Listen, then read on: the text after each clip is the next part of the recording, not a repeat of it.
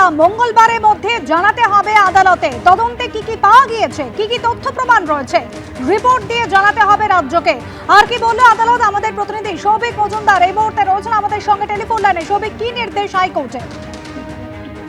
দেখো, তৃণমূলের পক্ষে এই মুহূর্তে সব থেকে যেটা খারাপ খবর যে এই যে 3টে অ্যাকাউন্ট ফ্রিজ করা হয়েছিল সেটা অবিলম্বে অথবা থেকে বা আগামী 1 সপ্তাহের মধ্যে খুলছে না, এটা কলকাতা হাইকোর্টের তরফ থেকে কার্যত নিশ্চিত করে বলা হয়েছে।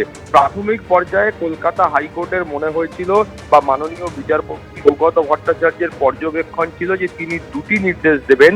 প্রথম নির্দেশে তিনি জানতে চাইবেন যে এই যে 3টি অ্যাকাউন্ট ফ্রিজ করা হয়েছে এই 3টি অ্যাকাউন্টে মোট কত টাকা রয়েছে সেই তথ্য তিনি চেয়ে পাঠাবেন এবং তারপর তিনি পরবর্তী সিদ্ধান্ত নেবেন। 1, 2 তিনি এটা প্রাথমিক পর্যবেক্ষণে মনে করেছিলেন যে এই মামলার ক্ষেত্রে 2জন স্পেশাল অফিসারকে তিনি নিয়োগ করবেন এবং এই 2জন স্পেশাল অফিসার হবে কলকাতা হাইকোর্ট বা অন্য আদালতের 2জন অবসরপ্রাপ্ত মাননীয় বিচারপতি। ফলে সেই বিচারপতিদের নেতৃত্বে এই যে 3টি ব্যাংক অ্যাকাউন্ট ফ্রিজ করা হয়েছে সেগুলো প্রাথমিকভাবে কিছুটা খোলা হবে এবং সেটা খোলার পরে শুধুমাত্র দৈনন্দিন বা প্রাত্যহিক খরচের জন্য যে অর্থ প্রয়োজন সেই অর্থই সেখান থেকে ওঠানো যাবে, এমনটাই কিন্তু তিনি সিদ্ধান্ত নিয়েছিলেন। এবং তারপর তিনি মনে করেছিলেন যে কোনো রকম বড় খরচ বা কোনো রকম নীতিগত সিদ্ধান্ত এই 3টি অ্যাকাউন্টের ক্ষেত্রে তৃণমূল কংগ্রেসের তরফ থেকে গ্রহণ করা চলবে না, এই রকম একটা প্রাথমিক পর্যবেক্ষণ তিনি কিন্তু রেখেছিলেন। কিন্তু তারপর তুমি জানো যে পুলিশের তরফ থেকে সলিসিটর জেনারেল তুষার মেহতা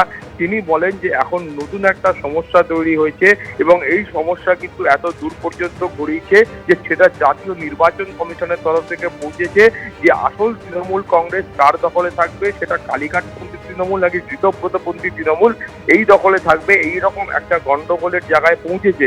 এবং এটা নির্বাচনের যে পরবর্তী সময় সেই পরবর্তী সময়ে এই গন্ডগোল দেখা যায় এবং তৃণমূলের অভ্যন্তরে দুটি গোষ্ঠী তৈরি হয় এবং এই দুটি গোষ্ঠী তারা নিজেদেরকে আসল তৃণমূল বলে দাবি করছেন। ফলে এই গন্ডগোল বা এই বিতর্ক, এই বিবাদ কিন্তু এখন নির্বাচন কমিশন পর্যন্ত পৌঁছেছে।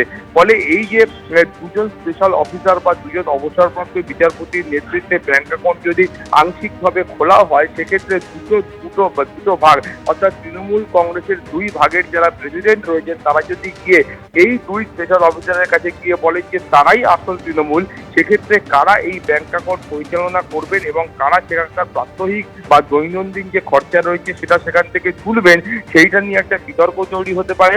এবং যার ফলে যেটা হবে যে কলকাতা হাইকোর্টের তরফ থেকে যে নির্দেশ দেওয়া হবে সেই নির্দেশ পালন করা কার্যত এই 2 স্পেশাল অফিসারের পক্ষে অসম্ভব হয়ে দাঁড়াবে। ফলে সেই নির্দেশ আপাততভাবে প্রাথমিক পর্যায়ে কলকাতা হাইকোর্টের তরফ থেকে দেওয়া হয়নি এবং কলকাতা হাইকোর্টের তরফ থেকে কোনো রকম ভাবে এই অ্যাকাউন্টগুলি খোলার বিষয়ে কোনো রকম নির্দেশ দেওয়া হয়নি।